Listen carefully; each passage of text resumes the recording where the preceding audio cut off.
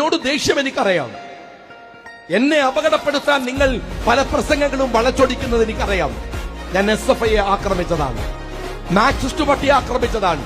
ഇനിയും ഞാൻ പറയും, ഈ നാട്ടിലെ കുട്ടികളെ പഠിപ്പിക്കാൻ നിങ്ങൾ വന്നാൽ ക്യാമ്പസിൽ നിങ്ങൾ കൊണ്ടുവന്നിട്ട് ആ കുട്ടികളോട് ലിബറലിസത്തിന്റെ മറവിൽ നിങ്ങൾ ആ കുട്ടികളെ മയക്കുമരുന്നിന് അടിമപ്പെടുത്താൻ SFI-ക്കാരാ നിന്റെ CPM-കാരനെ കൂട്ടിക്കൊണ്ടുവന്നാലും വേങ്ങരയിൽ SDPI-യുടെ മറവില് ഒരുത്തനെ കൊണ്ടുവന്ന് നിങ്ങൾ ശ്രമിച്ചാലും കൊക്കിൽ ശ്വാസമുള്ളിടത്തോളം അതിനെ എതിർക്കുക തന്നെ ചെയ്യും. ഒരു സംശയവും നിങ്ങൾ വിചാരിക്കട്ടെ, ഒരു സംശയവും.